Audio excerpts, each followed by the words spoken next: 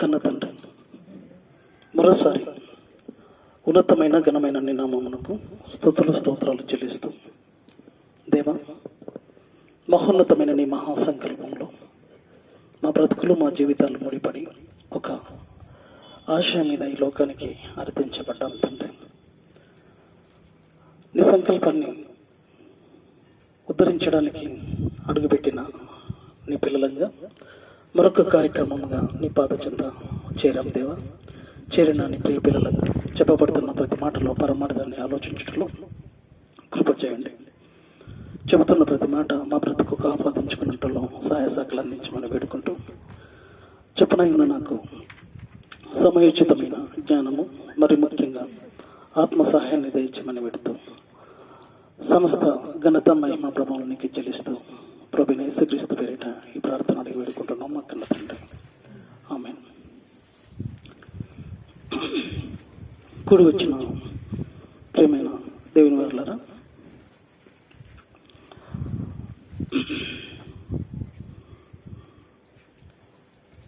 ప్రభువైన యేసుక్రీస్తు పేరిట వందనములు, శుభములు తెలియజేస్తూ,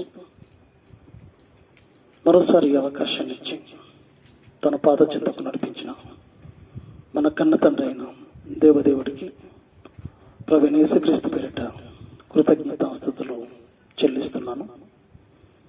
ప్రియులరా, మరి ఒక ఉన్నతమైన ఆలోచనలతో మరొక కార్యక్రమంగా మరి తండ్రి పాద చెంత చేరాము. చెప్పబడుతున్న మాటలో పరమార్థాన్ని ఆలోచించేది చెవిగా ఉండాలని, మరి దేవుడు మన కన్న తండ్రి, ఆయన ఉద్దేశాలు, ఆయన ప్రణాళికలు మన బ్రతుకుల పట్ల ఏమై ఉన్నావో, ఏం కోరాడో, ఏం కోరుకుంటున్నాడో అన్న విషయాలను జాగ్రత్తగా కొన్ని నిమిషాలు మనం పరిశీలిద్దాం. అంశంగా మీరు రాసుకునగలిగితే, దేవుని పనిలో ఉన్నావా, ఇది మన అంశం. ప్రియమైన దేవుని వలన భూమి మీద మనిషి తన బ్రతుకులో, తన జీవితంలో, తన బ్రతుకు నిమిత్తము, తన పోషణ నిమిత్తము ఈ భూమి మీద ఏదో ఒక పని, ఏదో ఒక వృత్తిని కలిగి బ్రతుకును కొనసాగించుకునే క్రమంలో మనిషి తన బ్రతుకులో ఈ భూమి మీద, ఈ చిన్న జీవితంలో కోటి విద్యలను సృష్టించుకున్నాడు. తన పోషణ నిమిత్తము, మనిషి బ్రతుకు నిమిత్తము మనిషి ఏర్పాటు చేసుకున్న ఎన్ని విద్యలు అనంటే ప్రియులరా, కోటి విద్యలు, కోటి కోసం. అలా తన బ్రతుకును ఈ భూమి మీద ఉన్న చిన్న బ్రతుకు కోసమే, తన పోషణ నిమిత్తమే పనిచేసుకుంటూ సుఖ సంతోషాలతో జీవితాన్ని గడపాలన్న ఒక ఆలోచనతో ముందుకు కొనసాగుతున్నాడు. తమ పిల్లల బ్రతుకుల గురించి కూడా ఆలోచిస్తూ, వారి బ్రతుకు బాగుండాలి, వారి భవిష్యత్తు బాగుండాలని, ఏ విద్యని అభ్యసిస్తే వాడు భవిష్యత్తులో స్థిరపడతాడు, భవిష్యత్తులో వాని జీవితం, వాని పోషణ బాగుంటుందని చిన్నప్పటి నుంచే మరి ఆ కోర్సులను కూడా ఆలోచించి, ఆ విద్యలను మరి ఎక్కడ చదివించాలి, ఏ స్కూల్లో చదివించాలి, ఎలాంటి విద్యను అభ్యసించాలన్న ఒక ప్రయత్నంలో మనిషి మనకి తేలుతున్నాడు. ప్రియమైన దేవుని వారలారా, భూమి మీద మనిషి తనకిచ్చిన బ్రతుకు, తనకిచ్చిన జీవితంలో బ్రతుకు జీవిత పరమార్థాన్ని తెలుసుకోలేక ఈ భూమి మీద ఉండే జీవితాన్ని, బ్రతుకును ఉద్ధరించే పనిలో క్రమంలో ఉన్నాడే తప్ప, దేవుడు బ్రతికి ఎందుకు ఇచ్చాడు, జీవితాన్ని ఎందుకు ఇచ్చాడు, ఈ సృష్టిలో ఉన్న ప్రతి పదార్థం నాకెందుకు ఉపయోగపడుతుంది, దానివలన ప్రతిదీ నేను అనుభవిస్తూ ఆ తర్వాత నా బ్రతుకు పరమార్థం ఏంటని తెలుసుకోలేని స్థితిలో మనిషి బ్రతుకు కొనసాగుతుంది. ప్రియమైన దేవుని వారలారా, భూమి మీద మనిషి కోసం దేవుడు తన అవసరతల నిమిత్తం, తన బాగు నిమిత్తం సృష్టిని, తనకు అవసరమైన ప్రతి సమస్తాన్ని, సముదాయాన్ని దేవుడు సృజించాడు. దేవుడు సృజించిన ప్రకృతిని తన అవసరతల నిమిత్తము వాడుకుంటాడు తప్ప దేవుని పనిలో, దేవుని యొక్క ఆలోచనలో తన బ్రతుకును ముందుకు నడిపించుకోవాలన్న ఆలోచన లేనివాడుగా బ్రతుకును కొనసాగిస్తున్నాడు. ప్రియమైన దేవుని వారలారా, ఈ సందర్భంగా మనం దేవుని యొక్క ఉద్దేశాలను మనం ఆలోచిస్తే, మనిషి దేవుని పనిలో, దేవుని యొక్క ఉద్దేశాలలో బ్రతుకును ముందుకు నడిపించుకోవాల్సింది పోయి భూమి మీద తన ఇష్టాలలో బ్రతుకుతూ తన చిత్తాన్ని నిర్వర్తించుకునే క్రమంలో మనిషి జీవితాన్ని కొనసాగిస్తున్నాడు. ఒకసారి మనం ఆలోచిస్తే, ఈ ప్రకృతిని సృజించడంలో, ఈ ప్రకృతిని మన అవసరతల నిమిత్తం చేయడంలో దేవుడు ఎంతగా మన కోసం ఆలోచించాడు. తన పని మీద, తన ఉద్దేశాల మీద భూమి మీద అడుగు పెట్టబోతున్న పిల్లలుగా మన కోసం ఆయన చేసిన ఆలోచనలు అంత ఇంత కావన్నది ఆలోచించాలి ప్రియులరా. దేవుడు ఎంతగా కష్టపడ్డాడు మనిషి కోసం, ఎంతగా పని చేశాడు మనిషి కోసం. పనిచేసిన దేవుడు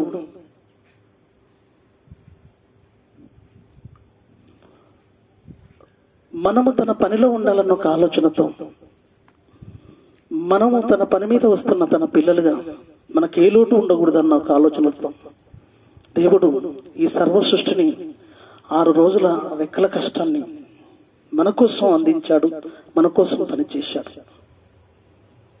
ఆ మాటను మనం బైబిల్లో చూడగలుగుతాం. ఆదికాండము 2వ అధ్యాయము 2వ వచనాన్ని సందర్భంగా చూద్దాం. బైబిల్ తెరిచి మీరు చూడగలిగితే, ఆదికాండము 2వ అధ్యాయము 2వ వచనంలో దేవుడు మన కోసం పని చేశాడు. దేవుని కోసం పని చేయవలసిన, దేవుని కోసం పనిలో ఉండవలసిన మనిషి ప్రకృతిని ఉపయోగించుకుంటున్నాడు, ప్రకృతిలో ప్రతి సంపదను దోచుకుంటున్నాడు తప్ప దేవుని కోసం బ్రతకాలి, దేవుని కోసం కష్టపడాలి, అందు నిమిత్తమే బ్రతుకని దేవుడిచ్చాడని ఆలోచించుకోలేని దయనీయ పరిస్థితి మనిషిది. ఆ మనిషి కోసం దేవుడు పడ్డ కష్టం అంత ఇంత కాదు ప్రియులరా, అంత ఇంత కష్టం కాదు. మనిషి ప్రతి అవసరతలను తీర్చాలని తన బాగును కోరిన దేవుడు ఈ సృష్టిని తన రెక్కల కష్టంగా, తన స్వహస్తాలతో ఈ సృష్టిని నిర్మించాడన్నది మనం చూడగలిగితే, ఆదికాండం 2వ అధ్యాయము 2వ వచనం.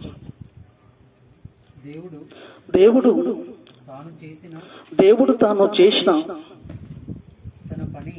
తన పని 7వ దినములోగా సంపూర్తి చేసి తాను చేసిన తన పని అంతటిని నుండి 7వ దినమున విశ్రమించెను. చూశారు ప్రియులరా, దేవుడు చేసిన పని గురించి మనం ఆలోచిస్తే, తాను చేసిన పని ఏమన్నాడండి స్టార్టింగ్ లో? దేవుడు తాను చేసిన తన పని అన్నాడండి. మన అవసరతలను తీర్చడంలో, మన అవసరతలు ఏవైతే ఉండవో అవి తీర్చే క్రమంలో సృష్టి ఉండడం కోసం దేవుడు నా పని అన్నాడండి. నా పిల్లలకు ప్రతి సదుపాయాన్ని కల్పించడం, ప్రతి అవసరత తీర్చడం, అది నా పని. ఎంతగా ఆలోచించాడు మన గురించి. నా పని అన్నాడు అంటే మన ప్రతి అవసరత తీర్చడానికి ఈ సృష్టిని సృష్టించాడు. చూశారు, ఈ సృష్టిలో ఉన్నాయన్నీ కలగజేసేట్టు చూశారు. ఇవి దేవుడు అంటున్నమాట, నా పని, నా బాధ్యత నా పిల్లలకు. ఇది ఉంది అది లేదు అనకుండా నా పిల్లలకు నేను స్వయంగా సృష్టిని చేయాలనుకున్నాడు. కోట్ల దూతలు ఉన్న కోట్ల దూతలకు అవకాశాన్ని ఇవ్వలేదండి. సృష్టిని నిర్మించడంలో, సృష్టిని తయారు చేయడంలో దేవదూతలకు ఆ పని అప్పచెప్పలేదు. తన పని అన్నాడు, తన బాధ్యత. ఒకరోజు రేపు ఎవరు కూడా ఏళ్ళు పెట్టి చెప్పకూడదు. దేవుడు ఇది చేయలేదని, ఇది దేవుడు ఇవ్వలేదని, ఇది తన పిల్లలకు అందించలేదని ఎవరు కూడా ఏలు పెట్టి చూపకూడదు అన్నంత విధంగా సృష్టిని అంగరంగ వైభవంగా తీర్చిదిద్దాడు ప్రియులారా. తల్లిదండ్రులు చాలా మంది కూడా ఏం చేస్తారు తెలుసా, పిల్లలకు ప్రతి అవసరత తీర్చడంలో, రేపు భవిష్యత్తులో మా గురించి ఒక్కడు కూడా మాట్లాడకూడదు, మీ అవసరత తీర్చడంలో మీ బాగోగుని కోరిన మేము మీకు కావలసిన సదుపాయాలను సమకూర్చుతాం, ఏ ఒక్కరితో మేము అనిపించుకోకుండా మిమ్మల్ని పెంచుతాం, అనిపించుకోకుండా మీ అవసరతలు మేము తీరుస్తాం అని తల్లిదండ్రులు ఎలా అంటారో, దేవుడు కూడా ఈ సృష్టిని అంత గొప్పగా మన నిమిత్తము ప్రతి అవసరతలను తీర్చడంలో తన పనిగా, తన బాధ్యతగా దేవుడు చెప్తున్నాడండి. ఆలోచించండి ప్రియులారా, మన అవసరతలు తీర్చడానికి దేవుడే కష్టపడి, ఎక్కడ దేవదూతలు సృష్టిని సృజించిన తర్వాత ఇది ఎవరు చేశారు అంటే పలానా దేవదూత అని అంటే, ఆ ప్రేమ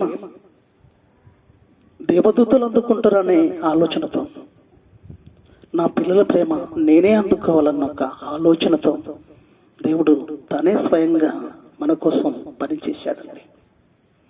పని చేయని దేవుడు మన కోసం పనిచేశాడు 6 రోజుల రెక్కల కష్టం. ఆలోచించండి ప్రియులారా, తన పని మన అవసరతలను తీర్చేది ఉంది చూశారు. సృష్టి ప్రతి అవసరత తీరుస్తుంది చూశారు. ఈ సమస్తం ఆ బాధ్యత నా పని. మీకు ప్రతిదీ మీ అవసరతలను తీర్చుకునే క్రమంలో ఏ సృష్టి అయితే ఉండబోతుందో, మీ అవసరతను తీర్చడానికి ఏదైతే మీకు అవసరమో అది నా బాధ్యత, అది నేను చేస్తాను నాన్న అన్నాడు దేవుడు. చూస్తే అంతగా కష్టపడ్డాడండి దేవుడు కష్టపడకుండా మనల్ని తన పనిలో ఉండమని చెప్పట్లేదు. పని చేసినవాడు ప్రారంభంలో మన కోసం పనిచేసినవాడు, మన కోసం పనిచేసి నా పనిలో మీరు ఉండండి అన్నాడు. నా పనిలో మీ బ్రతుకులను ముందుకు కొనసాగాలి. యోహాను సువార్త 5వ అధ్యాయం 17వ వచనాన్ని ఈ సందర్భంగా చూడగలిగితే, యోహాను సువార్త 5వ అధ్యాయము 17వ వచనం. స్పీడ్గా తీయాలి మీరు. యోహాను సువార్త 5వ అధ్యాయం 17వ వచనం. యోహాను సువార్త 5వ అధ్యాయం 17వ వచనం. అయితే యేసు, నా తండ్రి ఇది వరకు పని చేస్తున్నాడు అండి. దేవుడు ఇంకా మన కోసం పని చేస్తున్నాడు. ఈ సమస్త సృష్టిని నడిపిస్తున్నాడు. సమస్తంలో సృష్టిని ప్రతిదీ ఆయన నడిపిస్తున్నాడు. ఈరోజు ఆయన నడిపిస్తున్నాడు కాబట్టి ఈరోజు ఇవన్నీ మనం అనుభవిస్తున్నాం. ఆయన మన కోసం పని చేస్తున్నాడు అండి. మరి నీవు ఎవరి కోసం పని చేస్తున్నావు? నీ బ్రతుకు కోసమా? 60 సంవత్సరాల జీవితాన్ని బాగు చేసుకునే క్రమంలో కోటి విద్యల మళ్ళీ నీ వారికి నువ్వు ప్రారంభం చిన్నప్పటి నుంచే నేర్పుతున్నవానికి, మరి భవిష్యత్తులో నువ్వు బాగుపడాలంటే, భవిష్యత్తులో నీకు సుఖవంతంగా నీ జీవితం ఉండాలంటే ఈ విద్యను అభ్యసించని ఇప్పటి నుంచే ప్లాన్లు, భవిష్యత్తు ప్రణాళికలు, వెన్నుతో పెట్టిన విద్య. ఇక దేవుని పని అవసరం లేదు. నువ్వు పుట్టింది దేవుడి పని కోసం. నువ్వు ఈ భూమి మీదకి రావడం వెనకాల దేవుని ప్రణాళికల్లో భాగం. ఆయన పని చేయాలని, ఆయన పనిలో ఉండే తన పిల్లల కోసం సర్వ సృష్టిని, సముదాయాన్ని సృష్టించిన వాడు, మన కోసం పని చేసిన వాడు మన కన్న తండ్రి. దేవుడు ఇదివరకే పని చేయుచున్నాడు. నేనును చేయుచున్నానని చూసాను. ఇది వరకే పని చేయుచున్నాడు, ఇది వరకు ఇంకా పని చేస్తూనే ఉన్నాడు. ముందు కూర్చో, కనబడట్లేదు అంటుంది, ఇక్కడ కూర్చో. ఆలోచించండి ప్రియులారా. ఒక సూర్యుడు ఉన్నాడంటే సూర్యుని అవసరత, ఒక పని ఉంది. సూర్యుని సృష్టి ఏర్పడడంలో ఒక అవసరత ఉంది. ఈ సృష్టిలో ప్రతి వస్తువు, ప్రతి సముదాయం పుట్టిందంటే, సృష్టించబడిందంటే పని ఉంది. వాటికి పని ఉంది కాబట్టి వస్తువు వచ్చింది.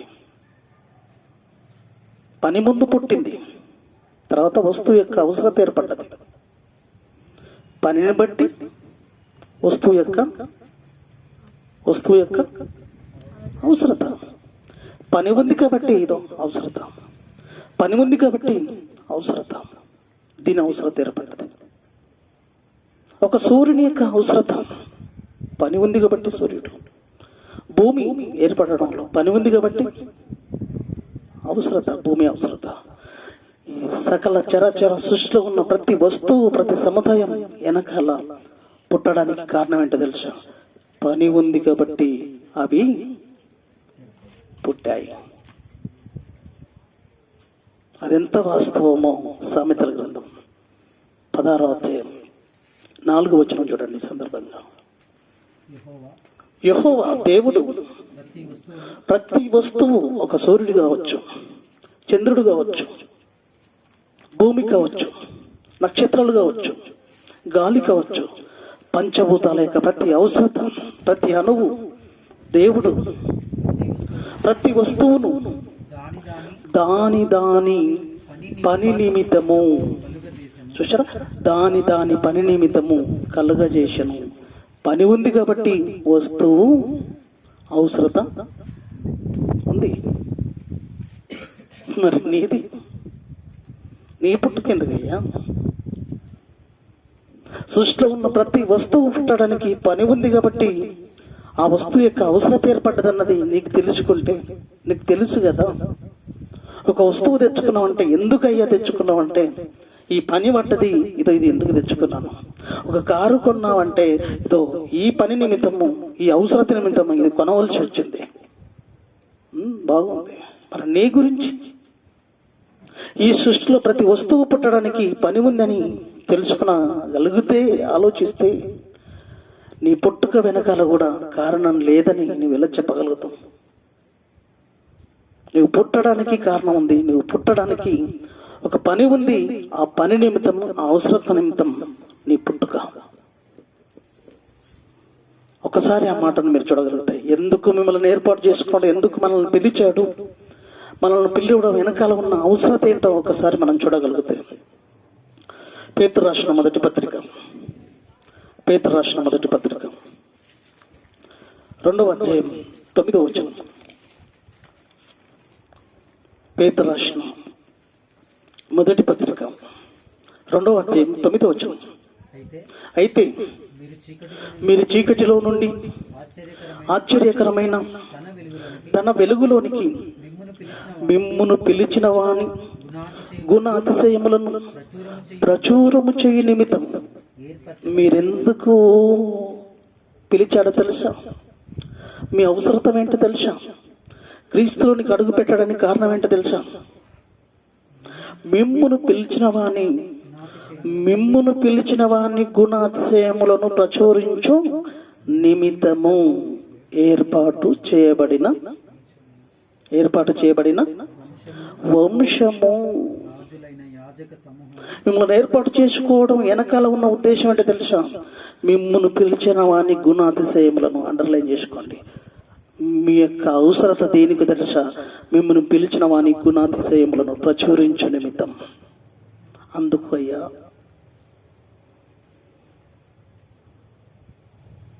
ఏ పనిలో ఉన్నావు నువ్వు? ఏ పని కోసం వచ్చి ఏ పనిలో నీ బ్రతుకును ముందు కొనసాగిస్తాము? ఆలోచించు. ప్రియమైన దేవుని వారలారా, దేవుని యొక్క సంకల్పంలోనికి మనం వెళ్ళి ఆలోచించగలిగితే నీకు ఈ యొక్క ఆకారం ఇవ్వడం వెనకాల, ఈ రూపం ఇవ్వడం వెనకాల,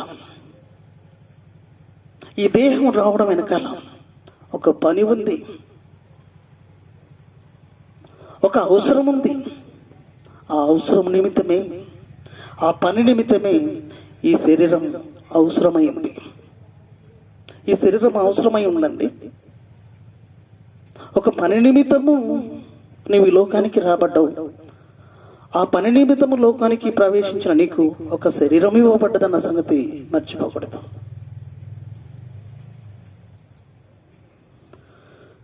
ఎఫెసీయులకు రాసిన పత్రిక, ఎఫెసీయులకు రాసిన పత్రిక, ఎఫెసీయులకు రాసిన పత్రిక పదాలు రాసి వచనం రాయండి, మీకు రేపు ఈజీగా ఉంటుంది. ఎఫెసీయులకు రాసిన పత్రిక 2వ అధ్యాయం 10వ వచనం. మరియు వాటి యందు మనము నడుచుకోవాలని, దేవుడు ముందుగా సిద్ధపరిచాడంట. దేవుడు ముందుగా సిద్ధపరచుకున్నాడంట. ముందుగా ఏం సిద్ధపరచుకున్నాడయ్యా? సత్క్రియలు చేయుటకై మనము క్రీస్తు యేసునందు సృష్టించబడిన వారం ఆయన చేసిన పని అయి ఉన్నాము. ముందుగా సిద్ధపరిచిన సత్క్రియలను చేయుటకు ముందు పని పుట్టింది. ముందు పని ఆ తర్వాత నీ అవసరత. ముందు పని పుట్టింది, ఆ తర్వాత నీ అవసరత ఏర్పడ్డది. ఆ అవసరత నిమిత్తము ఈ ఆకారం, దేహం. ఎంత చక్కగా ఉందండి బైబిల్. ఎంత చక్కగా పువ్వు విడిపోతున్నట్టు విడిపోవట్లేదు అసలు. పరమార్థం చూడండి, ఎంత అద్భుతంగా దేవుడు విషదపరుస్తున్నాడు, ఎంత చక్కగా తెలియజేస్తున్నాడు. అసలు నీవు పుట్టడానికి కారణం ఏంటో తెలుసా? నీవు జన్మించడానికి కారణం ఏంటో తెలుసా? ఒక పని ఉంది. ఆ పని ఏంటో తెలుసా? సత్క్రియలను చేయుటకై ముందుగా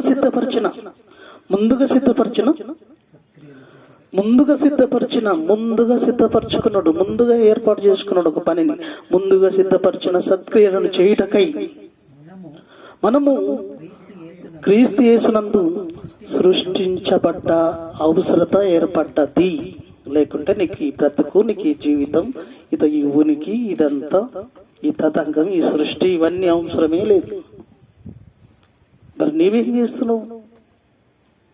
జనుడు పొట్ట నింపుకునే పనిలో ఏదో ఒక వృత్తి చేసుకోవద్దు అన్నట్టు పని చేసుకో.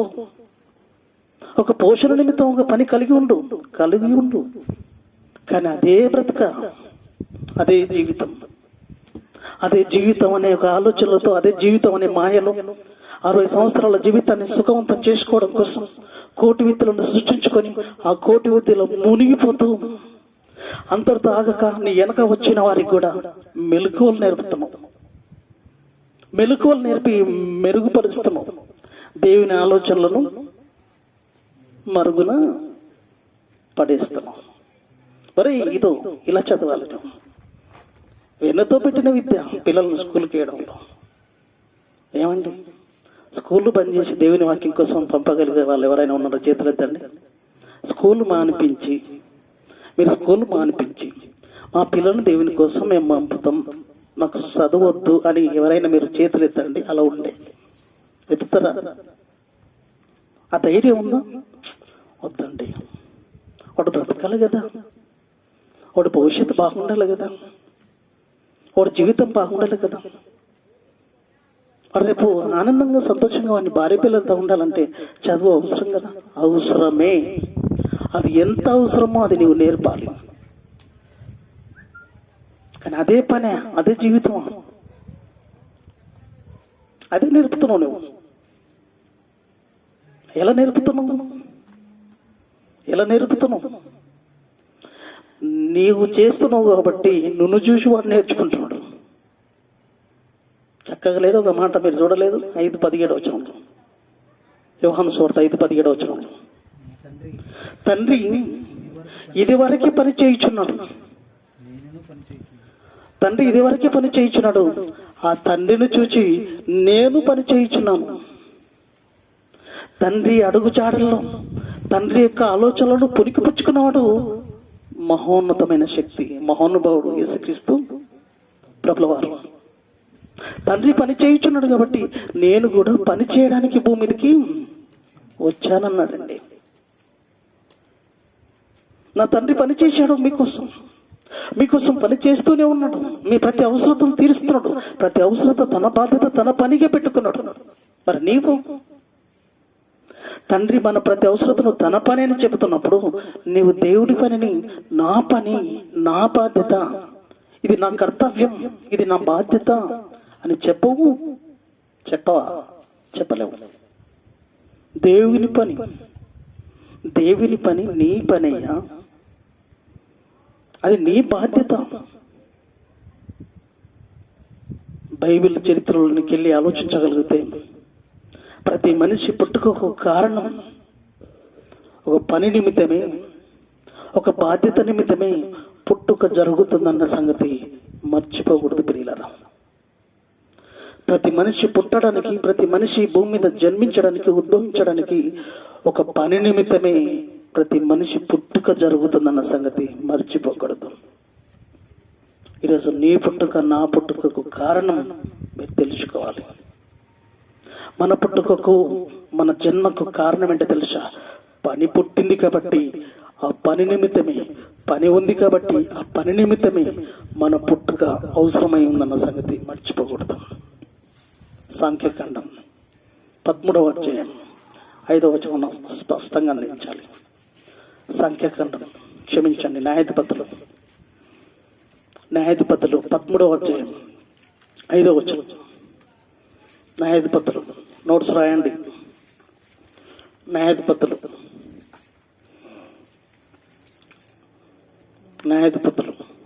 13వ అధ్యాయం 5 నుంచి.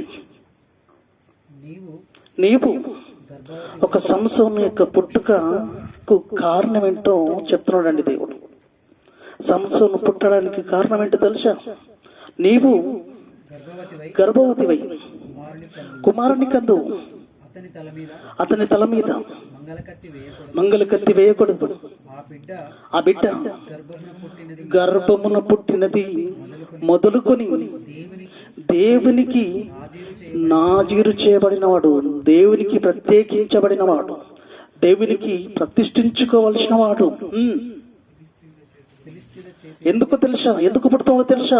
సంసోను ఫిలిస్తీన్ల చేతిలో నుండి ఇజ్రాయిలను రక్షింప మొదలు పెడతాడు.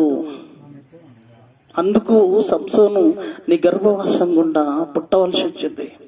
నీ గర్భం గుండా భూమికి ఉద్భవించవలసి వచ్చింది. నీ బిడ్డ ఎందుకు పుట్టాడో తెలుసా? నీ కడుపున ఒక బిడ్డ ఎందుకు పుట్టిందో తెలుసా?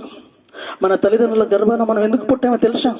ఒక పని నిమిత్తం, ఒక బాధ్యత మీద మనం పుట్టామండి. ఎన్ని అంశాలు చెప్పాలండి, ఎన్ని క్లాసులు చెప్పాలి ప్రియులారా.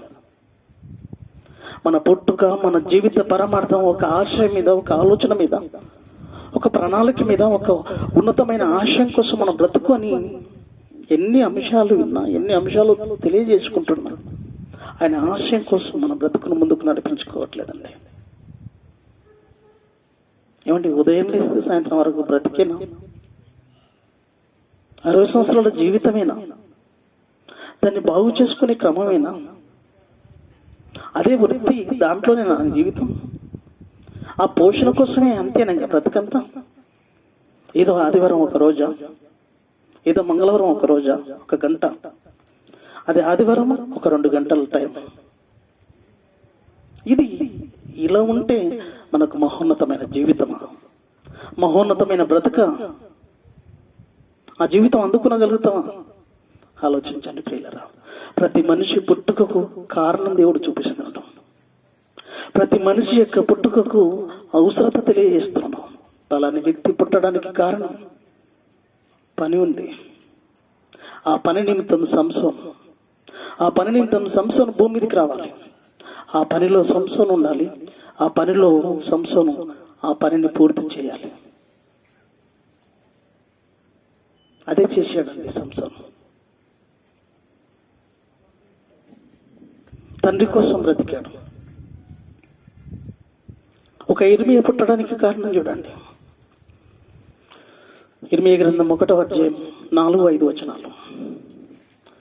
ఇర్మియా గ్రంథం 1వ అధ్యాయం 4-5 వచనాలు.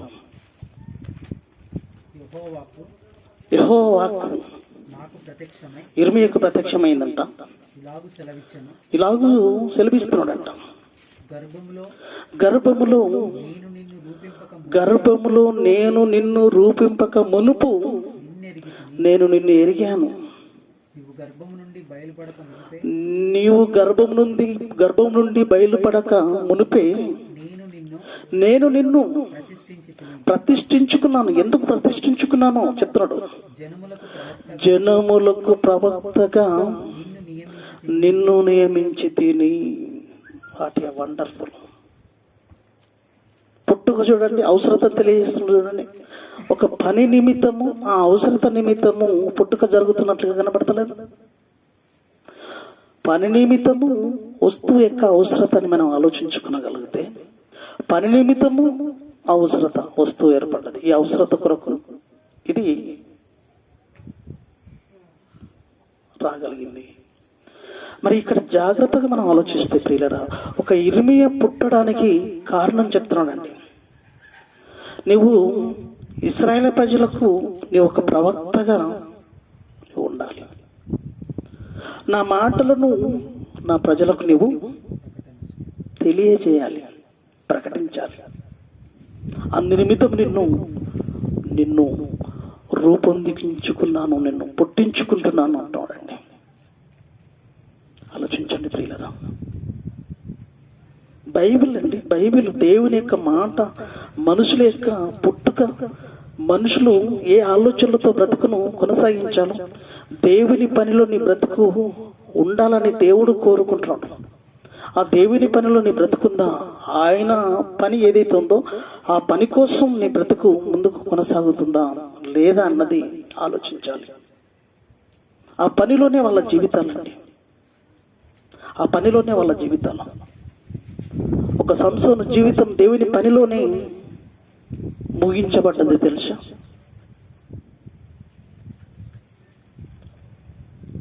పదహారవ అధ్యాయము న్యాయాధిపతులు 16వ అధ్యాయము 29-30 వచనాలు.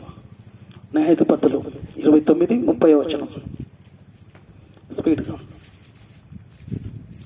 న్యాయాధిపతులు 16-29-30 వచనం. న్యాయాధిపతులు 16వ అధ్యాయం 29-30 వచనం. ఆ గుడికి 29 నుంచి ఆ గుడికి ఆధారముగానున్న 2 మధ్య స్తంభములలో ఒకదానిని కుడి చేతను ఒకదానిని ఎడమ చేతను పట్టుకొని నేనును ఫిలిష్తీయులను చనిపోదుముగాక అని చెప్పి బలముతో వంగినప్పుడు గుడి ఆ సర్దారుల మీదను దానిలో ఉన్న జనుల అందరి మీదను పడెను. మరణకాలమున అతడు చంపిన వారి శవముల లెక్క జీవిత కాలములో బ్రతికున్నప్పుడు చంపిన వారి లెక్క కంటే ఎక్కువ ఆయను. చూసారా, దేవుడి కోసమే జీవితాన్ని ముగించాడు. ఫిలిష్తీయుల చేతి నుంచి ఇశ్రాయేలును కాపాడడానికి తన జీవితాన్ని తాకట్టు పెట్టాడు సంసోను. మరి వేరే పని లేదండి, దేవుడి కోసమే. దేవుడి పని కోసం అంటే బ్రతికెట్లా అన్నట్లు, ఇప్పుడు నరసింహ అన్నట్లు అనద్దు. పని అది. నువ్వు బ్రతుకు దేవుడి కోసం. ఒక మహోన్నతమైన శక్తి కోసం నువ్వు బ్రతికితే ఆఫ్టర్ పుట్ట కోసం ఆలోచిస్తావా? ఆయన లేడు. 32వ వచనం చూస్తారా ఒకసారి? 6:32 చూడండి, దీర్ఘంగా ఆలోచించండి. ఆవలింపులు వస్తున్నాయమ్మా ఎవరికన్నా? ఎవరు ఆవలింపు చేస్తున్నది? కథలా ఉందా? ఇవన్నీ మీకు కావాలనని మీ పరలోకపు తండ్రికి. చూసారా, ఏది అవసరమో, ఏది ఉపయోగమో, ఏది నీకు ఉండాలో దేవుడికి తెలుసండి. పని చెయ్యి, నీ పోషణ నిమిత్తం కష్టపడు, కానీ నీ బ్రతుకులో నా పని ప్రాముఖ్యం. నీ పోషణ నిమిత్తం వెళ్ళి కష్టపడవా నాకు సంబంధం లేదు, నా పనిలో నీవు ఉండాలంటున్నాడు దేవుడు. ఇవన్నీ నీ కోసమే కదా సృష్టిలో ఉన్నాయని, నీ ప్రతి అవసరతను తీర్చేవి కదా ఇవన్నీ. మరి ఆయన కోసం బ్రతికేది చెప్పు. ప్రతిదీ ఉపయోగించుకుంటున్నావు, ప్రతిదీ అనుభవించుకుంటున్నావు, ప్రతిదీ పొందుకుంటున్నావు, మరి పనేది ఇంతకు? జీవితం యొక్క అవసరత ఏంటి ఇంతకు? ఆలోచించుకున్నావు ఎప్పుడైనా ఆలోచించావా? ఆలోచించాం. ఎన్ని క్లాసులు అండి అసలు! ఎందుకు ఇంత కష్టపడి ఇదంతా పెట్టాను తెలుసా? మనం కాకుండా ఇంకొకరికి తెలియజేయబడాలన్న ఒక ఆలోచన. ఏం ఇంతసేపు సెట్టింగ్ ఏంటి, ఇదేంటని మీరు అనుకోవచ్చు. మీకోసం కాదు ఇది. రేపు భావి తరాల్లోకి వెళ్ళిపోవాలి వాక్యం. అనేకులు చూడాలి, అనేకులు వినాలి, అనేకులు బాగుపడాలి, దేవుని ఉద్దేశంలోనికి రావాలన్నది ఆలోచన.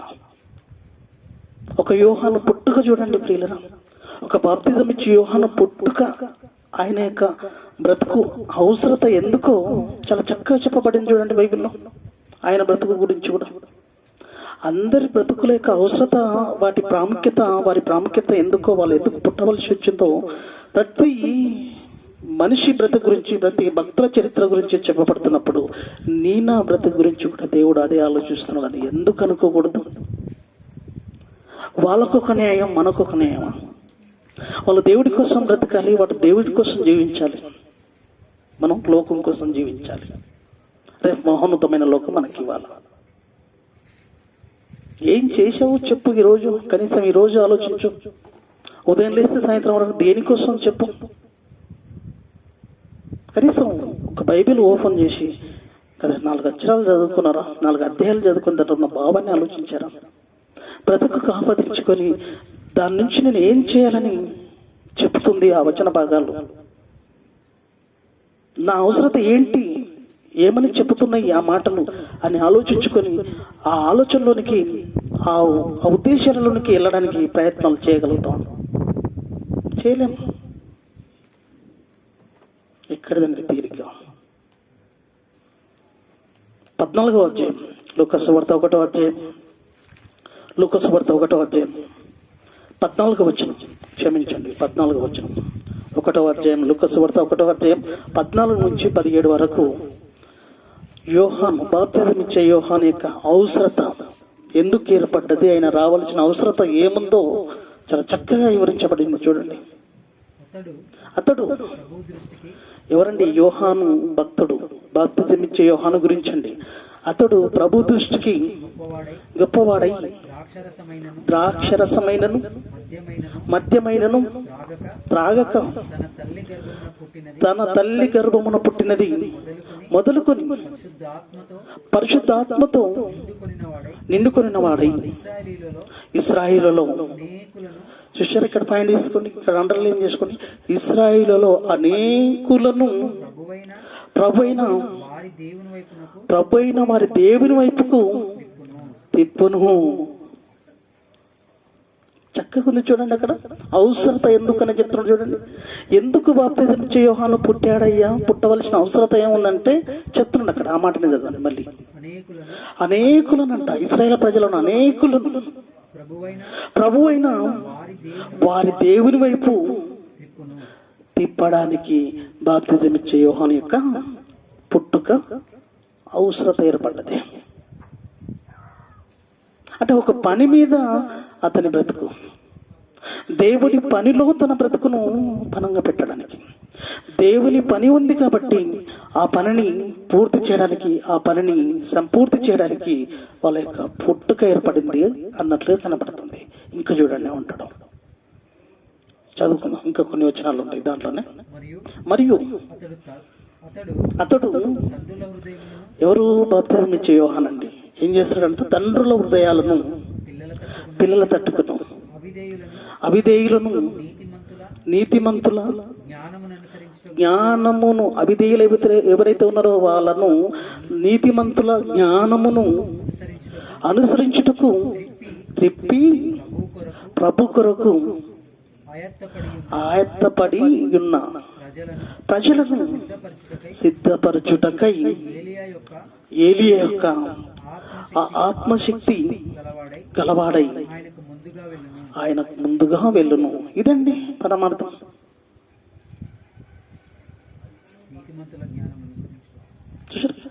అవసరత ఏంటి? అవిధేయులైన వారిని అందరినీ నీతిమంతుల జ్ఞానమును అనుసరించుటకు త్రిప్పడానికి. నీవు లోకమే శాశ్వతం, ఇది బ్రతుకు, ఈ బ్రతుకు తదనంతరం జీవితం లేదని, మరణంతో మనిషి జీవితం ముగింపని నాశనం అయిపోతున్న సమాజాన్ని దేవుని వైపు తిప్పడానికి పనిగా పెట్టుకున్న వాని జీవితాన్ని.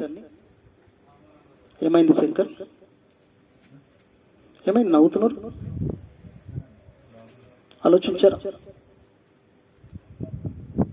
నాశనం అయిపోతున్న సమాజాన్ని దేవుని పాదాల ముందు నడిపించడానికి, దేవుని వైపు మళ్లించడానికి ఎంతమంది నడుం కట్టారు ప్రియులారా ఈరోజు? ఆ బాధ్యత ఉందా? మీ పిల్లల గురించి మీకు బాధ్యత. ఒరే నువ్వు ఎందుకు కొట్టావురా? నువ్వు ఇది చేయడానికి కొట్టావురా? అవసరతను తెలియజేస్తున్నారు మీరు. ఇది చేయాలి చూడు నాయన, ఈ పని నువ్వు చేయాలి చూడు నాయన, ఇది నా కోరిక చూడు, ఇది నా సంకల్పం చూడని వారిని అందుకోసం పెంచుతున్నవే. బాగుంది, నీ పిల్లల గురించి అంతగా ఆలోచిస్తున్నాడు. మరి దేవుడు తన పిల్లలుగా మనం భూమి మీదకి పంపించి తన పిల్లలమైన మన పట్ల ఆయన కలలు కనొద్దా? ఆయన సంకల్పాన్ని ఉద్ధరించే దిశ వైపుగా మనం ముందుకు సాగుద్దాం. ఆలోచించండి ప్రియులరా. యేసుక్రీస్తు ప్రభుల వారి బ్రతుకు కూడా అలానేనండి. ఆయన బ్రతుకు కూడా ఎందుకోసం ఒకసారి చూడగలిగితే, లూకాసు వార్త 2వ అధ్యాయం 49వ వచనం. లూకాసు వార్త 2వ అధ్యాయం 49వ వచనం. యేసుక్రీస్తు ప్రభుల వారు, మీరేలా నన్ను వెతుకుచున్నారు? నేను నా తండ్రి పనుల మీద ఉండాలని మీరు ఎరగరా? తండ్రి పనుల మీద నీవు ఉన్నావా? టైటిల్, తండ్రి పనుల మీద ఉన్నావా? తండ్రి పనుల మీద నీ బ్రతుకుందా? తండ్రి పనుల కోసం నువ్వు బ్రతుకుతున్నావా? తండ్రి పనుల మీదనే నీ జీవితాన్ని ముందుకు నడిపిస్తున్నావా? ఎవరమ్మా అక్కడ చూస్తున్నది? వింటున్నారా? ఈ లైట్ నాకు 1:30, రేపు ఖచ్చితంగా చేంజ్ చేయండి. అది మంచిగా తయారు చేసిండ్రు, దీన్ని ఇంకా కొద్దిగా పెద్దగా చేయండి, మంచిగా ఉంటుంది, ఇంకా బాగుంటుంది. ప్రయాసపడ్డలకు మరి 2 వందనాలు. చాలా సంతోషం. నిజంగా ఈ యొక్క అవసరతను గుర్తించాడు మరి తయారు చేసిన చంద్రన్న కదా. 2 వందనాలు అన్న. వచ్చిందా? సంతోషం అన్న. నెక్స్ట్ టైం కొద్దిగా పెద్దగా చేసి దానికి కొండీలు పెట్టి తట్టేయడానికి పెట్టు. అది ఎక్కడ ఉన్నా నువ్వు తీసుకొని రావాల్సిన బాధ్యత నీది. ఎక్కడ? ఇక్కడ ఈ ప్రాంతంలో మధ్యగట్లకు అవసరం లేదు, అదొక్కటి నీ బాధ్యత. ఒక దగ్గర తీసుకొచ్చి పడేసి దాన్ని కట్టించిన వంట అయిపోయాం. ఇదంతా అవసరం లేదు. ఒక్కొక్కరు ఒక ప్లాన్. చూసారు, యేసుక్రీస్తు ప్రభుల వారు తండ్రి పనుల మీద ఉండాలని మీరు ఎరగరా అంటున్నారు. అంటే తండ్రి పనుల మీద ఉండాలి బ్రతుకు. తండ్రి పనుల కోసమే జీవితం. ఆ పనులను తన బ్రతుకులో పూర్తి చేశాడు, పూరించాడు. ప్రియమైన దేవుని వారలారా, తండ్రి పనులను తన బ్రతుకు కాలంలో, తన జీవిత ఆయుష్ కాలంలో, ఇవ్వబడిన ఆయుష్ కాలంలో తండ్రి పనులను పూర్తి చేసిన వాడు యేసుక్రీస్తు ప్రభుల వారు. చూద్దాం ఆ మాటను. 17వ అధ్యాయం యోహాను సువార్త.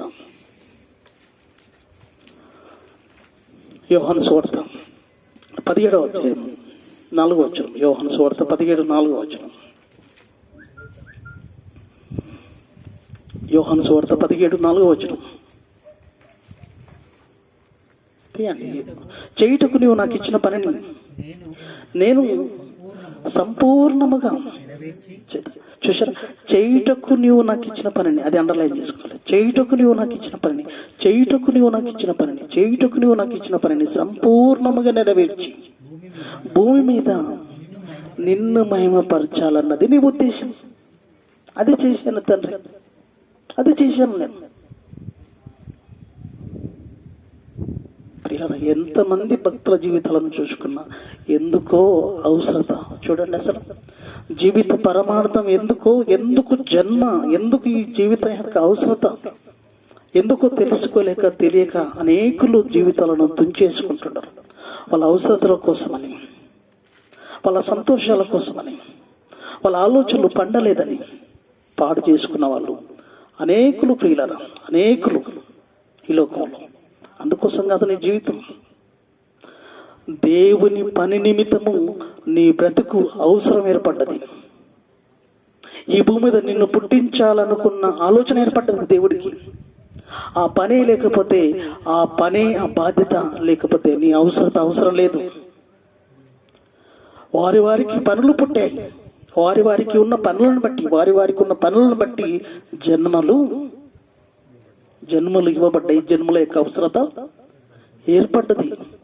గుర్తించండి పరమార్థాన్ని, తెలుసుకోండి.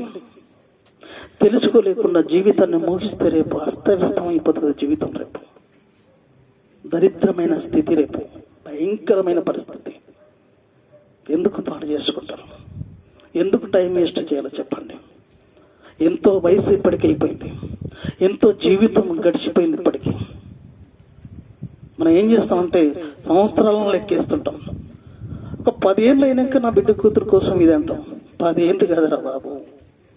మోసే భక్తుడు అన్నట్టు దినాలను కౌంట్ చేసుకో, దినాలను కౌంట్ చేసుకో అమ్మా. 10 ఏళ్ళు నువ్వు ఉంటావా? 5 ఏళ్లకు ఇవి సంవత్సరాలను మనం ఇలా కోల్చుకుంటాం. భవిష్యత్తు గురించి చెప్తుంటాం. 5 ఏళ్లకు నేను అది చేయాలంటాం. రేపటి బ్రతుకు దేవుడెరుగు. దినములను లెక్కించుటకు జ్ఞాన హృదయమును మాకు కలగజేయమన్నాడు. దినాలను కౌంట్ చేయాలి, రేపు ఉంటామా లేదా. ఈరోజు అన్నది ఏమంటారండి, ఈరోజు అన్నది మనది, రేపన్నది మనది కాదు. నేడన్నది మనది, రేపన్నది మనది కాదు. మరి సంవత్సరాల లెక్కలు పెడతావేంటి అసలు? అర్థమవుతుందా మీకు? ఆడపిల్లలకు సంవత్సరాల లెక్క పెడతావేంటి అసలు? నా బిడ్డకు ఇది, పెళ్ళికి ఇది చేస్తా, నా కొడుకుకి ఇది. నీ బ్రతుకు ఎప్పుడు ముగిసిపోతుందో తెలియదు. అయ్యో, కొత్త నిబంధన కాలం వచ్చేసరికి మనిషి ఆయుష్కాలం ఎంతండి? ఎంతంట? ఆవిరి.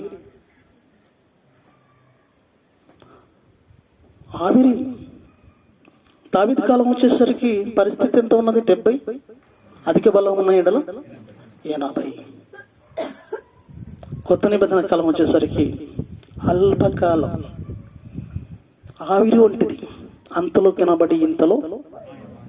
అలాంటిది జీవితం. రోజులు కౌంట్ చేసుకోవాలంటే సంవత్సరాలు కౌంట్ చేస్తామంటే అసలు ఎల్లుండి ఉంటామో తెలియదు మనకు, రేపు ఉంటామో తెలియదు మనకు, ఇంకో గంట ఉంటామో మనకు తెలియదు. ఆలోచించండి అసలు. ఇంకొక భక్తుని గురించి చూద్దాం. అతని యొక్క పుట్టుక కారణం చెప్తున్నాడు చూడండి. గలతీలకు రాసిన పత్రిక 1వ అధ్యాయం 15వ వచనం. గలతీలకు రాసిన పత్రిక 1వ అధ్యాయం 15వ వచనం. టైం చూడండి, దాంట్లో ఎంత అయింది? టైం చూసుకుని ఒకసారి నాకు చెప్పేసి.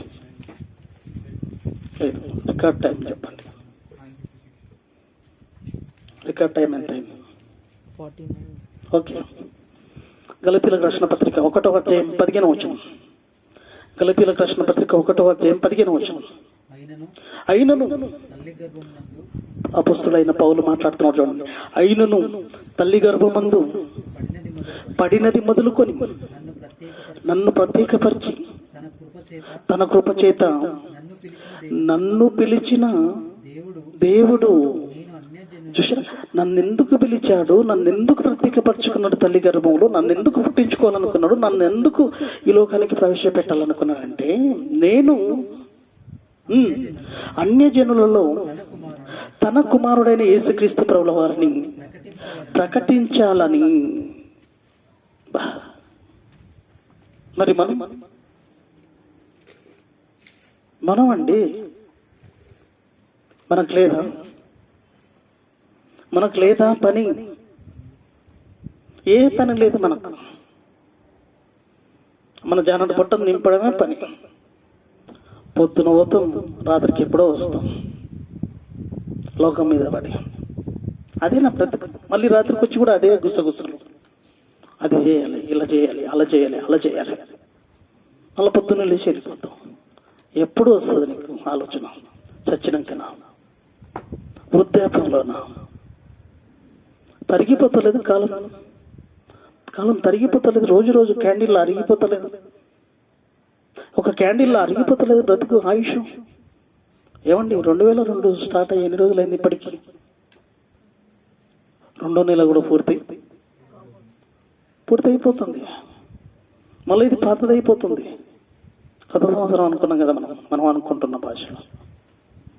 2 నెలలు అయిపోయిందండి. అసలు ఏంటి, రోజులు ఇలా గడిచిపోతున్నాయి. పగలైతుంది రాత్రి అవుతుంది. దినములు గడుస్తూనే ఉన్నాయి. బ్రతుకులు మారట్లేదు. తరిగిపోతున్న ఆయుష్,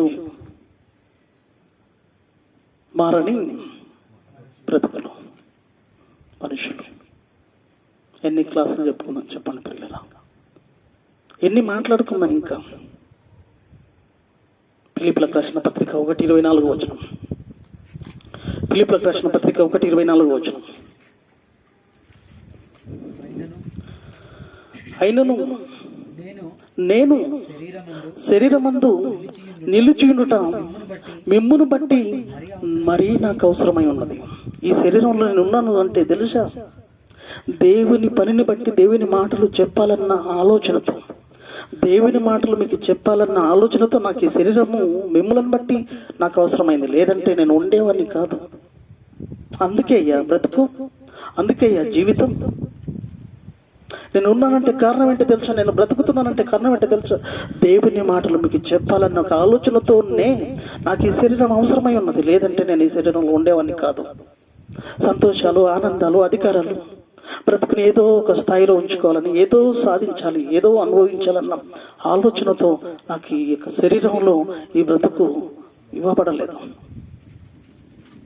ఒక ప్రత్యేకమైన ఆలోచనలతో ఈ బ్రతుకు నాకు ఇవ్వబడ్డది. అది నా తండ్రి పనిలో నా బ్రతుకు ఉండాలని. ఎంత గొప్పగా మాట్లాడారో తెలుసా. నా పరుగును తుదముట్టించి తిని నా విశ్వాసమును కాపాడుకుంటుని నా కొరకు జీవ కిరీటము. ఏం మాట్లాడారండి వాళ్ళు భక్తులు? చూసారా, పరుగును తుదముట్టించారు. దేవుడు అనుకున్నట్లుగా, దేవుడు కోరుకున్నట్లుగా, దేవుని ప్రణాళికలు ముందుకు నడిపించుకునే ప్రయత్నంలో ముందుకు సాగాయి వాళ్ళ జీవితాలు. దేవుడు ఎలా అనుకున్నాడో, దేవుడు అనుకున్నట్లుగా మా బ్రతుకులను ముందుకు నడిపిస్తున్నామా లేదా అని బైబిల్ను సరిచేసుకుంటూ, బ్రతుకు ఆస్వాదించుకుంటూ, బ్రతుకు పోల్చుకుంటూ, ఒక భక్తుని జీవితానికి బేరే చేసుకుంటూ ఇలా బ్రతుకును ముందుకు నడిపించుకునే క్రమంలో సాగుతున్నాయి జీవితాలు. ప్రియమైన దేవుని వారలారా, ఆలోచించండి. ఇప్పుడు మనం విమర్శ చేసుకోకపోతే, మనల్ని మనం పరిశీలించుకోకపోతే, మనల్ని మనం ఆత్మ పరిశీలన చేసుకోకపోతే మనకు రేపు తప్పదు నిత్య శిక్ష. రేపు తీర్పులో మనం నిలబడాలి దేవుడి ముందు. రేపు ఏం చెప్తాం? ఇప్పుడు నువ్వు విమర్శించుకోకపోతే, ఇప్పుడు నువ్వు ఆత్మవిమర్శ చేసుకోకపోతే నీ బ్రతుకు ఎప్పటికీ మారదు. ఆ మాట కూడా చెప్తాడు చూడండి. కొరింథీయులకు రాసిన మొదటి పత్రిక 11:31 వచనం. కొరింథీయులకు రాసిన మొదటి పత్రిక 11వ అధ్యాయం 31 వచనం. ఆత్మ విమర్శ చేసుకోండి. ఆత్మ పరిశీలన అవసరం మనిషికి, లేకపోతే ప్రమాదం. అయితే మనలను మనమే, ఎవరు అవసరం లేదండి, మనలను మనమే విమర్శించుకునే ఎడల, విమర్శించుకో. విమర్శించుకుని ఎడల తీర్పు పొందక పోదుము. ఎంత చక్కటి మాట అండి. విమర్శించుకునగలిగితే రేపు తీర్పులోనికి మన బ్రతికెళ్ళదు. లేదంటే భయంకరమైన శిక్షలోనికి నీకు తెలియకుండానే కాలం కరిగిపోతుంది. నీకు తెలియకుండానే కాలం పూర్తి అయిపోతుంది. అప్పుడు నువ్వు ఆలోచించిన లాభం లేదు. దేవుని కోసం పని చేయాలనే ఆలోచన వచ్చినా నీ శరీరంలో సత్వ ఉండదు. నీ శరీరంలో ఉన్న సత్వంతా లోకం కోసం ఖర్చు పెట్టావు, నీ కోసం ఖర్చు పెట్టావు, నీ భార్య పిల్లల కోసం ఖర్చు పెట్టావు. అప్పుడు నిన్ను ఏం చేస్తారు తెలుసా? బయటకు తోసేస్తారు. అప్పుడు దేవుడి కోసం బ్రతకాలని ఒక ఆలోచన రావచ్చు. అప్పుడు దేవుడు గుర్తుకు రావచ్చు. అప్పుడు ఏం చేస్తావు? నువ్వు ఒంట్లో ఉన్న సత్వను నువ్వు పోగొట్టుకున్న తర్వాత, ఒంట్లో సత్వం ఉన్నప్పుడే నువ్వు ఆలోచించలేదు. అందుకే ఒక కారణం ఉంది. రోమీయులకు రాసిన పత్రిక 12వ అధ్యాయం మొదటి వచనం. రోమీయులకు రాసిన పత్రిక 12వ అధ్యాయం మొదటి వచనం. కాబట్టి సహోదరులారా, పరిశుద్ధమును దేవునికి అనుకూలమైన సజీవ యాగముగా మీ శరీరములను, మీ బ్రతుకులను దేవునికి సమర్పించుకోండి. దేవుని వాత్సల్యమును బట్టి మిమ్మల్ని బ్రతిమలాడుకొనుచున్నాను. ఇట్టి సేవ మీకు యుక్తము. ఇది యుక్తమైన పని. ఇది యుక్తంతో కూడుకున్న ఆలోచన. ఒక యుక్తితో నడుచుకున్నావు, ఒక యుక్తిగా ప్రవర్తించిండు వీడు అనడానికి. చిన్న పెట్టుబడితో ఎక్కువ లాభాన్ని రాబట్టాడు. యుక్తిగా ప్రవర్తించాడు, యుక్తిగా నడుచుకున్నాడు, యుక్తిగా సంపాదించాడు. అలా ఎలా అంటామో ఇది కూడా అంతే. ఈ బ్రతుకును దేవుడి కోసం పెట్టడం, దేవుని సేవ కోసం ఉపయోగించడం, యుక్తంగా ప్రవర్తించడం. మనం ఇప్పుడు ఆలోచించండి. సృష్టిలో ఉన్న ప్రతి వస్తువు దాని పనిలో అవి ఉన్నప్పుడు, అన్ని వాటి పనిలో అవి నిలబడ్డప్పుడు, అవి తిరుగుతున్నప్పుడు, అవి కదులుతున్నప్పుడు, అవి పని చేస్తున్నప్పుడు మనిషి మాత్రమే క్రమం తప్పాడు. ఏ పని నిమిత్తమైతే మనిషి పుట్టాడో, ఏ పని కోసమైతే మనిషి జీవితం ఈరోజు సృజించబడిందో, ఈరోజు భూమి మీదకి మనిషి ఉద్భవించాడో, ఆ పనిలో మనిషి లేకపోవడం చాలా బాధాకరం. వాడికి దౌర్భాగ్య పరిస్థితి. మనిషి క్రమం తప్పాడు, సృష్టి క్రమం తప్పలేదు. క్రమం తప్పిన వాడు ఎవరయ్యా అంటే మనిషి. ఆలోచించండి ప్రియులారా. ఈ బ్రతుకు ఉన్నంతకాలం మనం దేవుడి కోసం మన జీవితాలను తాకట్టు పెట్టాలి. ఎప్పటి వరకు దేవుడి పనయ్యా, ఎప్పటి వరకు దేవుని కోసం బ్రతకాలని నీవు అనుకుంటున్నావా? ఒక 10 ఏళ్ళు జీతమా? ఒక 20 సంవత్సరాలు కష్టపడతామా? భూమి మీద బ్రతకంటే ఒక 10 ఏళ్ళు కష్టపడితే, లేకుంటే ఒక 50 ఏళ్ళు కష్టపడితే రిటైర్మెంట్ ఇస్తుంది. కానీ దేవుడి సేవ ఎలా ఉంటుందో తెలుసా? ఫిలిప్పీయులకు రాసిన పత్రిక 1వ అధ్యాయం 3-6 వచనాలు కలిసి ఉంటాయి చూడండి. 3-6 అంటే 4-5 వచనాలు కలిసి ఉంటాయి దాంట్లోనే. 3-6 ఫిలిప్పీయులకు రాసిన పత్రిక 3-6 వచనం. ఫిలిప్పీయులకు రాసిన పత్రిక 1వ అధ్యాయం 3-6 వరకు చదవండి. మొదటి దినము నుండి ఇది వరకు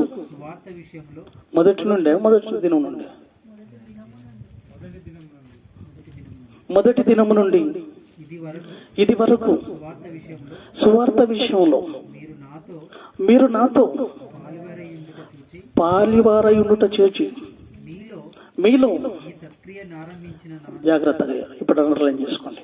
మీలో ఈ సత్క్రియ అంటే దేవుని పని, దేవుని వాక్యం, దేవుని ఆలోచనలు, ఈ సత్క్రియ ఆరంభించిన వాడు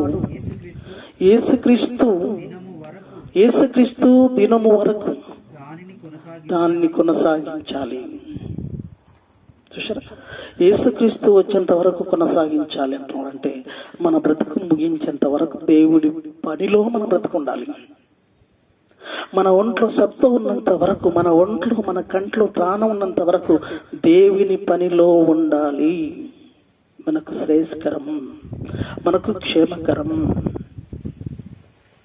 టైంపాస్ వచ్చే వాళ్ళు ఉన్నారో ఏమో, ఇక్కడ ఏం చెప్తాడో తెలుసుకోవాలని రాసుకోవాలని వచ్చే వాళ్ళకు ఫలితం ఉండదు, ప్రయోజనం ఉండదు. పిల్లలు చెప్పిన దాన్ని బ్రతుకు ఆపాదించుకోవాలని ఎవరైతే ఆలోచించి ఉద్దేశించి ఎవరైతే రాసుకొని బ్రతుకు ఆపాదించుకోవాలని ఆరాటపడుతుండ్రో వాళ్ళకు ఉపయోగపడతాయి ఈ క్లాసులు. రాసుకొని టైంపాస్ పెట్టే వాళ్ళకు ఉపయోగపడవు. వాళ్ళకి భయంకరమైన పరిస్థితి ఉండబోతుంది రేపు. తెలియదు, ఇప్పుడు తెలియదు వాస్తవం. కాబట్టి ప్రేమైన దేవుని వాళ్ళరా ఆలోచించండి. దేవుని కోసం కష్టపడదాం, దేవుడి పనిలో ఉందాం, దేవుని యొక్క ఆశయం కోసం మన బ్రతుకును పనంగా పెడదాం. మన ప్రయాస వృధా కాదు. ఒక మహోన్నతమైన జీవితాన్ని సొంతం చేసుకుంటాం. కొరింథీయులకు రాసిన మొదటి పత్రిక 15వ అధ్యాయం 58వ వచనం ముగించుకుందాం. కొరింథీయులకు రాసిన మొదటి పత్రిక 15వ అధ్యాయం 58వ వచనం. కొరింథీయులకు రాసిన మొదటి పత్రిక 15వ అధ్యాయం 58. కాగా నా ప్రియ సహోదరులారా, మీ ప్రయాసము ప్రభువునందు వ్యర్థము కాదు. ఎక్కడ వ్యర్థం కాదు మన ప్రయాసం? లోకంలో ఎంత కష్టపడ్డా మనతో రాదండి. మనం ఎంత కష్టపడ్డా మన బ్రతుకును బాగు చేసుకోలేం ప్రియులారా. రేపు చనిపోయేంత వరకు ఉపయోగపడవచ్చు ఈ ఆస్తిపాస్తులు. మన బ్రతుకును బాగు చేసేవి కావండి ఇవి. చిన్న జీవితాన్ని బాగు చేయొచ్చేమో, చిన్న జీవితంలో ఆనందం సంతోషం కొనసాగించవచ్చేమో, కానీ ప్రియులారా రేపు పడిన కష్టానికి పడిన పాటుకు రేపు మనకు భవిష్యత్తును చూపించేవి కావు ప్రియులారా. ఈ లోకంలో ఉన్న పనులు, ఈ లోకంలో ఉన్న ఆస్తులు, ఈ లోకంలో ఉన్న అధికారాలు, ఈ లోకంలో ఉన్న సంపదలు, డిగ్రీలు, చదువులు ఇవన్నీ చావుతో వచ్చి ఆగిపోయేవిరా. మమకారాలు కానీ అనురాగాలు కానీ ఏవైనా సరే ప్రియులారా చావు వరకు వచ్చి ఆగిపోతాయి. ఈ ప్రయాసం అంతా వృధా, వ్యర్థం. వ్యర్థం కాని ప్రయాసం ఒకటి ఉంది, దానికోసం కష్టపడు. ప్రసంగి అదే అలానే పెట్టండి. ప్రసంగి 1:2 చూడండి. ప్రసంగి 1:2 స్పీడ్గా వెళ్తే మీరు అది అలానే పెట్టండి. కొరింది అలానే పెట్టి ఒక్కసారి ఈ మాటను చూసి ఈ మాటకు వస్తే ఎంత బాగుంటుందో చూడండి. ప్రసంగి గ్రంథము 1వ అధ్యాయం 2వ వచనం. వ్యర్థము వ్యర్థమని ప్రసంగి చెప్పుచున్నాడు. వ్యర్థము వ్యర్థము, సమస్తము వ్యర్థము. సూర్యుని కింద నరులు పడుచుండు పాటు అంతటి వలన వారికి కలుగుచున్న లాభం ఏమిటి? పడుచున్న ప్రయాసానికి ఫలితం ఏంటి? లాభం ఏంటి అంటున్నాడు. లాభం ఏంటో తెలుసా? ఈ లోకంగా బ్రతికితే, ఈ లోకం కోసం పాటుపడితే మనకు లాభం లేదు ప్రియులారా. మన ప్రయాస ఫలితానికి మన ప్రయాసానికి ఫలితం రావాలంటే, మన ప్రయాసానికి లాభం రావాలంటే ఇప్పుడు చెప్తున్నాడు చూడండి ఆ మాటకు. అక్కడున్న మాట ఇక్కడ రుజువైందండి. కొరింథీయులకు రాసిన మొదటి పత్రిక 15:58 ఇప్పుడు చూడండి ప్రియులారా. మన ప్రయాసం వృధా కాకూడదు అనుకుంటే, ఏమండి, మన ప్రయాసం వృధా కాకూడదు అనుకుంటే, మన బ్రతుకు బాగుపడాలి, ఒక మహోన్నతమైన లోకాన్ని అధిష్ఠించాలంటే నీవు దేవుడి పనిలో ఉండాలి. దేవుడి కోసం నీ బ్రతుకు ముందుకు నడవాలి. కాగా నా ప్రియ సహోదరులారా, మీ ప్రయాసము ప్రభువునందు వ్యర్థము కాదని ఎరగండి. స్థిరులను కదలని వారును ప్రభు కార్యాభివృద్ధి అందు ఎప్పటికీ కార్యాభివృద్ధి అందు ఎప్పటికీ ఆసక్తులై. చూసారా, ఆసక్తి. దేవుడి పని అంటే ఆసక్తి. నిజంగా ఎవరికి వచ్చిందండి ఈ స్టాండ్ చేయాలని? అవసరమా? ఏదో మాట్లాడేస్తే అయిపోతుంది, 4 మాటలు. నువ్వు ఈ స్టాండు, మళ్ళీ ఇదొక దుప్పటి, వెనక ఇదొక బ్యాగు, ఈ మూత మోసుకొని వచ్చి ఉంటాడు అని మీరు కింద ఉన్న నవ్వచ్చు. అవ్వండి. నిజంగా స్టాండ్ చూడండి ఎంత చక్కగా చేసుకొని వచ్చిండు. చేస్తున్నప్పుడు నవ్వచ్చు మీరు, ఇది చేసినావా అని. ఇటు చేయడు, మనం చేయనియడు. పేర్లు పెట్టేటోళ్ళు చాలా మంది ఉంటారు. నువ్వు ఇట్లా కొట్టేది ఉండే, నువ్వు ఇట్లా కొట్టావు, నువ్వు ఆడాడ తెలుస్తుంది. చెప్పనికే డైలాగులు, దానికి ఇంత ఆజ్యం పోసి ఇంత మంట అయ్యానికి చూస్తుంటాం మనం. ఆ బుద్ధులు మార్చుకోవాలండి, ఆలోచన మంచిగా. దేవుడి కోసం ప్రయాస పడతామండి, దేవుడి కోసం ఏదో చేయాలి. అలా చేసే వాళ్ళని ప్రోత్సహించండి, అలా ముందుకు నడిపించండి వాళ్ళను.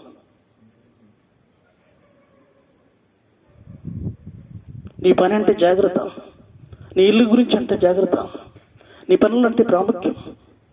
కానీ దేవుని పనులు అంటే అశ్రద్ధ. అటువంటి స్థితిలో నీకు పడే శిక్ష ఎంత భయంకరంగా ఉంటుందో తెలుసా? ఇర్మీయా గ్రంథం 48:10 చూడు ఒకసారి, నీకేంటో తెలుస్తుంది. ఇర్మీయా గ్రంథం 48:10. ఇర్మీయా గ్రంథం 48:10. ఇర్మీయా గ్రంథం 48:10. యెహోవా కార్యములు, దేవుని పనిని ఎవడైతే అశ్రద్ధ చేస్తాడో ఉంటది వంత ఆట తీస్తాడు రేపు. అశ్రద్ధన. నీ పని అంటే జాగ్రత్తన, నీ పని కోసం అంటే ఎన్నో ఆలోచనలా, నీ పని కోసం అంటే నీ పని అంటే ప్రాముఖ్యమా? దేవుని పని అంటే ప్రాముఖ్యం కాదా? ఏమండి, నీ పనులే ప్రాముఖ్యం. నువ్వు చేసేటివే పనులు, ఈ పనులు కావు. మీరు చేసుకునేటువంటి చూసాడు ఏది పని అది. ఇవి మనం చేస్తున్నాం అనుకోండి, ఇంక పని లేదు అనుకుంటాడు. ఇవన్నీ నేను సెట్ చేస్తున్నాను అనుకో, మా ఇంట్లో చూస్తుంది మా అమ్మ, ఇంకేం పని లేదు అనుకుంటుంది. ఇవన్నీ పొద్దుగా నేను సెట్ చేసుకుంటూ ఉన్నా, ఎట్లా చేయాలి ఏందని. ఇది కొత్తది కొనుక్కొచ్చినాం, దీన్ని ఎట్లా యూజ్ చేసుకోవాలి ఏందని నేను ప్లాన్ చేసుకుంటుంటే ఇంక ఎప్పుడు ఇదే. అది అశ్రద్ధ, ఇది ఇంట్రెస్ట్. ఇది ఇంట్రెస్ట్, అది అశ్రద్ధ. ఎవరు చూస్తారండి? మన పనులు అంటే ఎంత ఇంట్రెస్ట్, దేవుని పని అంటే అశ్రద్ధ. పట్టించుకో, దాని గురించి ఆలోచన ఉండదు, దాని గురించి ఆసక్తి ఉండదు. అలాంటి ఆలోచనలు ఉంటే నీకు నష్టం. దేవుని చదువు అన్నమాట. ముగించుకున్నాం. యెహోవా కార్యమును అశ్రద్ధ చేయవాడు శాపగ్రస్తుడవును. ప్రియులారా, ఆలోచించండి. దేవుని పనులలో ఆసక్తి కలిగి ఉండండి. దేవుని పని ప్రాముఖ్యం, ఆ తర్వాతనే ఏదైనాను అని మీరు ఆలోచించండి. దేవుని పని తర్వాతనే అది ఏదైనాను, దేవుని పని తర్వాతనే అది ఏదైనాను, ఎంతటిదైనాను, ఎటువంటి పని అయినాను నా తండ్రి పని ప్రాముఖ్యం అన్న నాడు నీ బ్రతుకు బాగుంటుంది, బాగుపడతాం. దేవుడి పనిలో నీ బ్రతుకు కొనసాగించాలి. అలా కొనసాగించగలిగినప్పుడు మహోన్నతమైన లోకం నీ సొంతం. ప్రార్థించుకుందాం.